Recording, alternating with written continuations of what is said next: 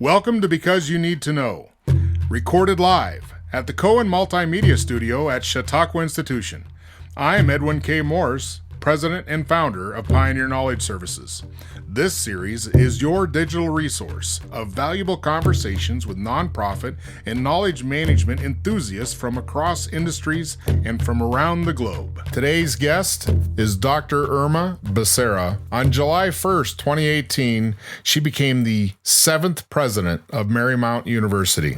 Dr. Becerra is a nationally recognized educator known for innovation, entrepreneurship, and transformational education. She became the first woman to earn a PhD in electrical engineering at Florida International University. How did you find yourself in knowledge management? Great question. When I finished my doctorate, and I want to tell you that I did my doctorate in cybersecurity before the term cybersecurity was coined, I think. I was really intrigued by secure communications and how to integrate some of these algorithms that existed already so that you could transmit some kind of picture or communication over. Back then it was ISDN was a high-speed network option that you had at your office. So I created a card, actually hardwired a card, and my dissertation was to prove that this concept of sending an image from one computer to another, it could be done in a secure fashion. So first I coded it. I remember that I emailed RSA, Rivers, Shamir, Adelman, RSA Labs. I remember, we're talking about 1990. Barely anybody was on email. And I emailed them and I said, I'm interested in using your algorithms for a dissertation. So they were just send me like a whole toolkit, and I first coded this in software, and then I actually built a card that plugged into the computer and an IBM PC, and I sent a picture of the Taj Mahal between these two computers and encrypted, and it was pretty cool. Yeah. And I was pretty proud of my invention, which, regretfully I didn't patent, but, because I published my dissertation, one of those things that we do as doctoral students. Yes. And then I remember somebody approached me that they had an interest in my dissertation to send secure messages to Cuba. And, I was both intrigued and concerned because I really did not want that was a little bit more excitement for my life that I wanted. Like I really wasn't sure if I wanted the Secret Service to show up at my door. Sure. And I said, this has been fun. I don't know if my potential for research is there in this area of secure communications. Talk about being ahead of your time. And people were beginning to talk about knowledge management. And what I liked about it was that being a PhD electrical engineering, to think about applications that make sense and make, enterprises stronger. And, how do we effectively capture knowledge and share it and then apply it or discover it? And I had the opportunity my first postdoc was working for a NASA-funded center at the University of Florida. And my job was to help them commercialize technology. But while I was doing that work, I met some people at NASA, and I shared with them my interest in finding better ways to manage knowledge. And they were very interested and started chatting with the deputy director for Kennedy, James Jennings, and he was deeply worried. He was deeply worried because all this knowledge that had been created as a result of the space missions was walking out the door every day. And I remember that the standard procedure at Kennedy Space Center, when somebody would retire, and invariably, NASA had this great privilege that people that went to work for NASA, they didn't leave. So they had the corporate memory. It was, you went to work with NASA and you were there for 30 years. So if NASA needed their corporate memory, you just needed to reach out to that person who held the knowledge. But Jim was very preoccupied that every time somebody left the space agency, the standard procedure was you take their computer, you make a copy of their drive, and then you put that copy somewhere. And they had oh my goodness, they had reams and reams of paper that they had at a storage facility. And oftentimes, even when someone passed, then somebody would be called and say, the widow would call, I have all these boxes sure in my garage. Yeah. What do I do with them? Right. I'm sure there's important stuff in there.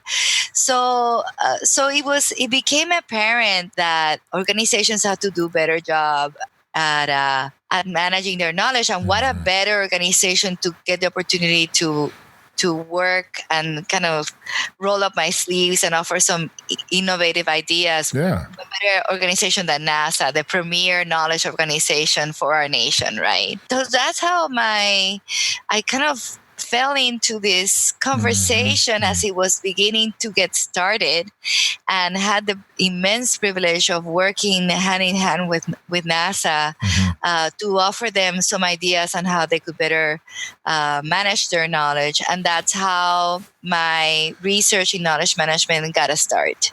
Yeah. So then what was the leap, or what was the bridge from that experience to where your feet got wet in KM to being a publisher and an expert on KM? Well, first I had the opportunity to apply for a small grant, and I remember that it was a $55,000 grant where I did a knowledge management assessment for Kennedy Space Center. And I remember that I got a friend who was a consultant at an IT consulting firm. And I said to him, why don't you work with me on this interesting project? And I remember we would go up and down driving from Miami to Kennedy Space Center for hours and talk about, we talked to a lot of people at Kennedy and got to understand what their needs were. And then we would put our systems hat and offer ideas on how some of these challenges about managing knowledge in their context, what are some potential solutions for that. And we, remember, we're talking about 1995, 1998, and for example, there were very few platforms for knowledge sharing in terms of technology. That's where document management systems are emerging. And interestingly enough, NASA has no shortage of smart people. So you had a lot of people that were developing technologies like document management sharing solutions, but they were number of different versions. Yeah, sure. Right. There was not just one, but many of them. And they were so very cool because some of them would be, you could have your files be invisible. How about that? Yeah. A document management system with invisible files.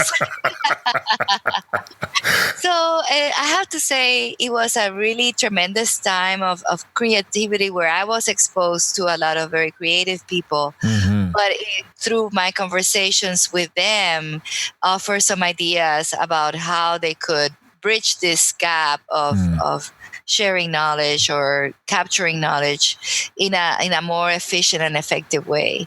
So many of my projects led to, of course, journal papers, and then those journal papers led to chapters of a book in knowledge management. So that's how my journey from PhD student to actually having a job as a postdoc, later on as an assistant professor, looking at ways to, then collaborating with my friend, longtime collaborator Rajiv Sabarwal on many different projects at NASA, and then publishing our results to really help share our own knowledge with others. Yeah. So where do you see the future of KM? Because you've talked about it in such earthy terms, of this organic way you've got into it and your interest and all that. With the prospects of artificial intelligence and wetware and three-dimensional everything and just all the things that are just currently cutting edge, where are we going? Where do you see it? Well, I think that we are a lot more democratic about our knowledge in organizations today than we were back then. I think that organizations have figured out how to appropriately reinforce those behaviors, and that people don't feel like they need to hoard their knowledge, but how important it is to be recognized as a subject matter expert. And I think a lot has happened in organizations where I think that not only from the technology perspective, but from the cultural perspective, where people feel that is important to share knowledge, and that's important part of their job. And that those were some of in the early days that a lot of our conversations center around that. How do you encourage experts to not hoard their knowledge, but to share with others? Yeah. Culturally, what are the changes that you need to make so you ensure that people feel comfortable with sharing what they know? I remember that I had a very interesting assignment years later, and I'm talking to you about close to year 2000, probably 2004 or 2006, when I actually spent an entire year at NASA. I was on loan to NASA headquarters right after the Columbia accident. And that's and one of the big criticisms that NASA had received is that NASA was not effectively sharing knowledge. And if you look at that moment when the Columbia accident it disintegrated upon reentry, you may recall that problems stem from a heavy piece of ice that broke off from one of the wings of the Columbia as the Columbia was launched. But that nobody was aware of the damage to the integrity of the vehicle until the vehicle re-entered the atmosphere upon re-entry. So, but there were people at NASA that may have suspected that something happened.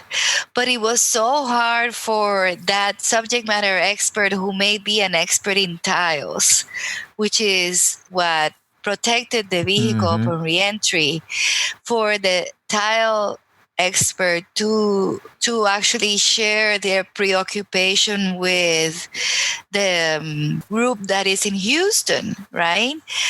Making sure that the vehicle makes it back to Earth, together with other cultural issues that NASA faced. But how do you give that subject matter expert a voice, right, and say, it's okay, and for you to say, Houston, we have a problem, right? No pun intended. Right. And that there will be enough people around that will be willing to listen and really try to capture. Well, and isn't that just a truism for any organization for the most part? Correct. That just, there's a fear base there where people think there's going to be punitive or some kind of blowback because if you're not playing on the game with us, you're against us. And it's but how do you institute that? And you've said it multiple times about culture, and a couple of things come up for me. So is there a regional or a type of people that are just naturally better at knowledge management versus others? I think people that are I don't know. I don't know that this is something in your DNA. Yeah, well, I'm curious. I think there might be. I think there's some people that are good at leadership and some that are not, and there's some people that are good at lifelong learning and others that are not. So I think there's got to be something that's more than just nurture. Yes. Versus. Well, that's a very good point. I think that as a leader, if one of the good, let's say, habits to have is to be intellectually curious, and intellectually curious, and think about why is this happening, and why am I observing this type of behavior in my organization.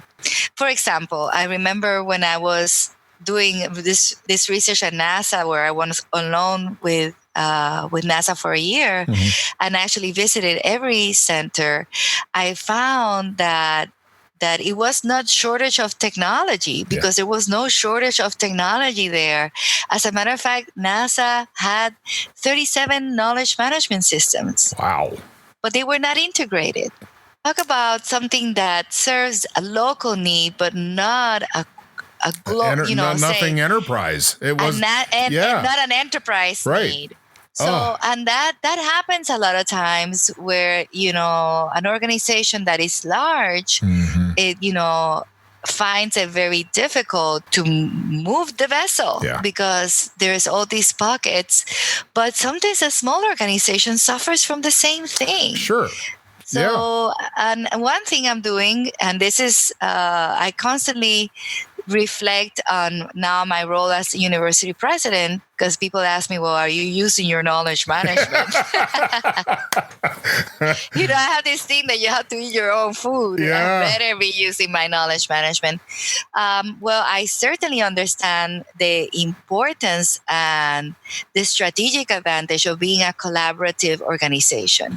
That is number one key takeaway from my knowledge management days.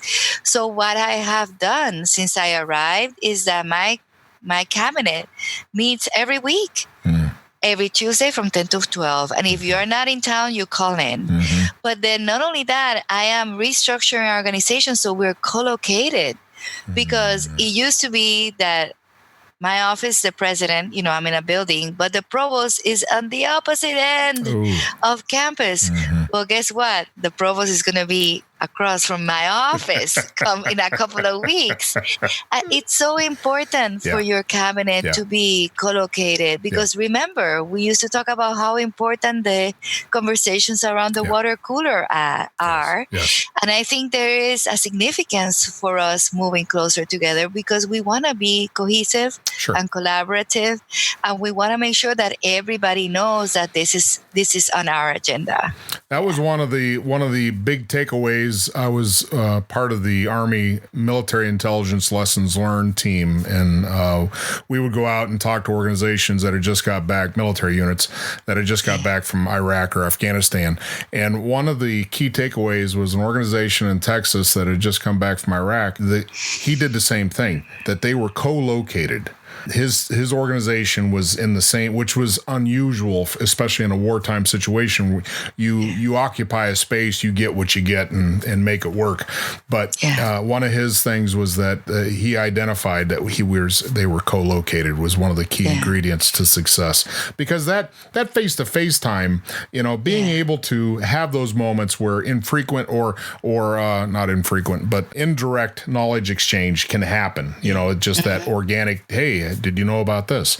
And I know in your text you talk a lot. You bring up the concept of trust, and having trust as a relationship builder and a conduit for knowledge exchange to even happen to begin with.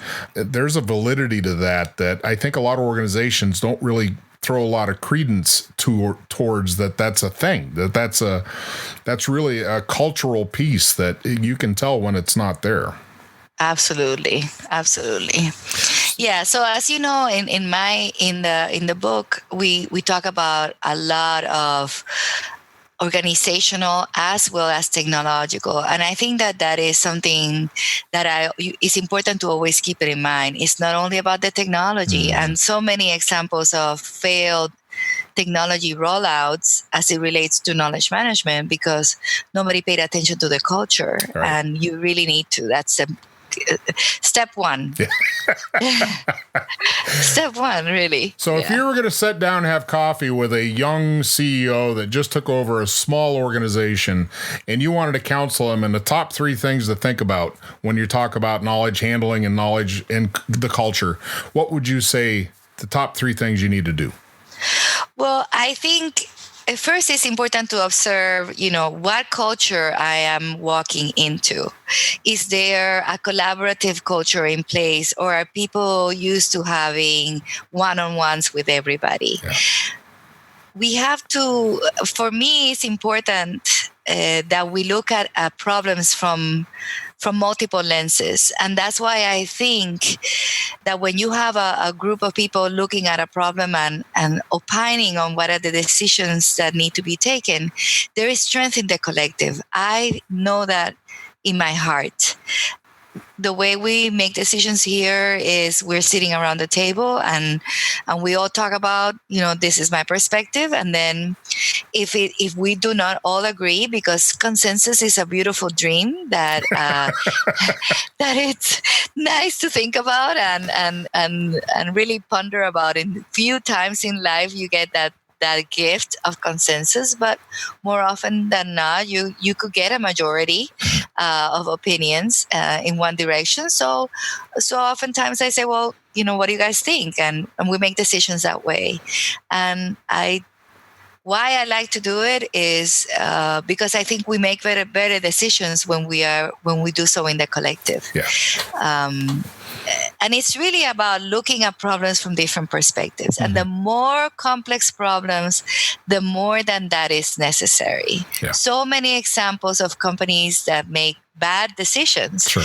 Also because they have a whole bunch of people that all think alike. And even when they agree on decisions, they don't get that different perspective. And that's why you want to have also people that are diverse in your team, not only in ethnicity. And I have to tell you that I'm very excited that I have one of the most diverse cabinets any university president may have. Congratulations. But I think that the whole issue of cognitive diversity, that we may think about things in different ways. So it's not about the color of your skin, what language you speak, or where you come from, but do you think that you can see things in a different way? And I think that's and it's not even your discipline. It's not. People say, well, if you have 2 engineers, the 2 engineers are gonna think of.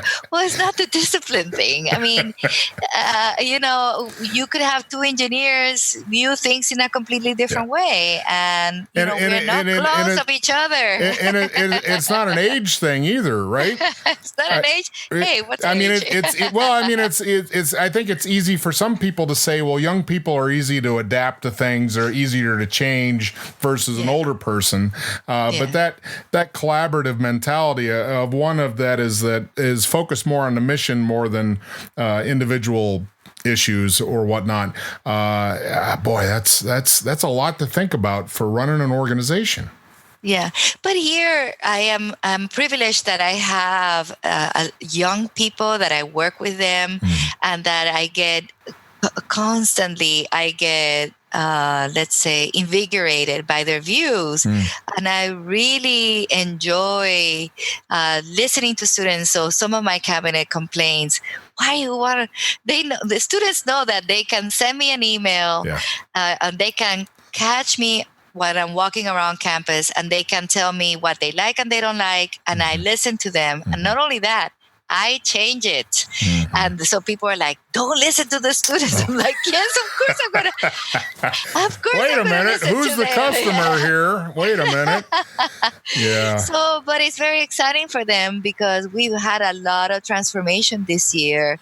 on things that we really needed to listen to them. And they're very excited about, and they constantly tell me, Dr. Becerra, thank you for listening to us. Thank you for all the changes that you've brought. And I am just like approaching my 11th month.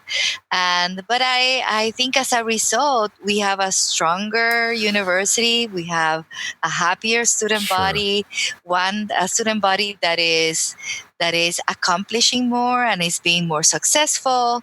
And I have to say the same thing for, maybe most of my team. I'm not going to say everybody, because everybody feels the pressure in a different way, but most of my team and most of my faculty. So I think we have turned the corner around many important decisions, and some of them have been difficult, but I feel that we are all stronger as a result, because it's really, we have listened. We've listened, and we've made decisions in the collective. So that has made us stronger.